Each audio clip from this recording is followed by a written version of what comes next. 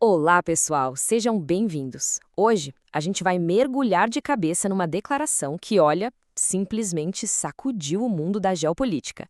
E ela veio de ninguém menos que o ex-presidente americano, Donald Trump. Ele basicamente propôs uma mudança radical e, para ser bem sincero, chocante para o futuro de Cuba. É o tipo de ideia que parece coisa de filme, mas que levanta umas perguntas bem sérias sobre o que está rolando por trás das cortinas. Ok, vamos parar e analisar isso aqui. Talvez a gente consiga fazer uma tomada amigável de Cuba. Essa é a frase. A frase que está causando todo esse barulho e que é o ponto de partida para a nossa análise. Uma tomada amigável? Parece até uma contradição, né? Especialmente quando a gente está falando de países, de nações soberanas. O que isso quer dizer de verdade? É uma oferta de ajuda ou uma anexação, com outras palavras? Então, para entender o peso real dessa declaração, a gente precisa ir bem além da manchete. Isso não foi um comentário jogado ao vento, sabe? Pelo contrário, o Trump deu detalhes que sugerem que sim, tem conversas muito sérias acontecendo a portas fechadas nos níveis mais altos do poder, bem longe dos nossos olhos. E aqui estão os pontos centrais. Primeiro, não se trata de uma ação militar, de um ataque, e sim de uma negociação. Ele mencionou uma figura importantíssima, o Marco Rubio, e confirmou que o próprio governo de Cuba está na mesa de negociação. E o que levaria eles a essa conversa tão improvável? Bom, a resposta está na última linha, o colapso econômico total da ilha. Mas, peraí, por que um país como Cuba, que sempre defendeu sua soberania com unhas e dentes, sequer pensaria numa coisa dessas? A resposta, gente, está na economia. Uma economia em frangalhos. É uma crise que se arrasta há anos e que parece ter chegado agora num ponto sem volta. E a história mostra um padrão de dependência que está prestes a ter um final bem dramático.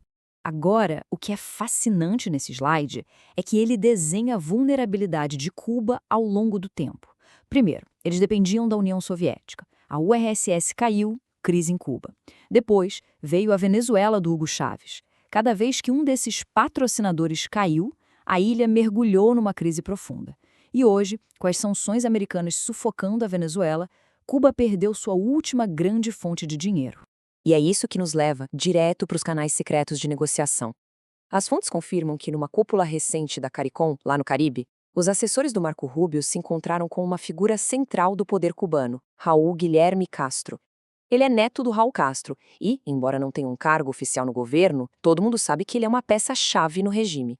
E o objetivo do encontro? Discutir reformas políticas e econômicas urgentes. Com base nisso tudo, a pergunta de $1 milhão é: se um acordo desses for fechado, como é que seria essa tomada amigável na prática? O que aconteceria com a nação cubana? As especulações já estão a todo vapor e apontam para cenários que mudariam o mapa do Caribe para sempre. E aqui a gente entende perfeitamente por que o Raul Guilherme Castro é a peça central.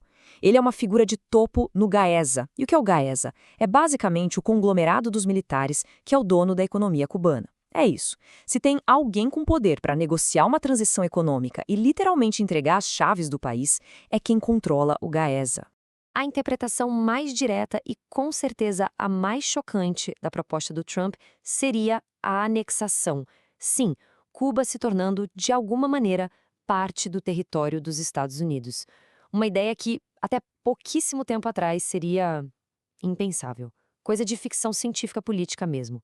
As fontes dizem que apelidos como Flórida do Sul ou Porto Rico do Oeste já estão circulando nos bastidores. Outra possibilidade seria um modelo de gestão mais indireta, sabe? Onde a estrutura do governo local continua, mas as decisões estratégicas e econômicas são, na prática, ditadas pelos Estados Unidos. Bom, vamos agora juntar as peças desse quebra-cabeça. A declaração do Trump não aconteceu do nada, não foi por acaso. Foi uma resposta estratégica, friamente calculada, a um outro evento recente que testou as relações entre Cuba e os Estados Unidos. E isso revela que tem um jogo geopolítico muito maior rolando. Poucos dias antes dessa fala do Trump, a Guarda Costeira de Cuba abriu fogo contra uma lancha civil. E quem estava a bordo? Na maioria, cubano-americanos tentando resgatar familiares na ilha. A análise das fontes sugere que isso não foi um ato isolado, e sim uma possível provocação de Cuba, talvez para criar uma distração para os Estados Unidos em nome de um aliado estratégico deles, o Irão. Só que, em vez de escalar a tensão por causa da lancha, o Trump virou completamente o tabuleiro. A declaração sobre a tomada amigável foi uma jogada mestra para dizer, basicamente, olha, Essa provocação não funcionou.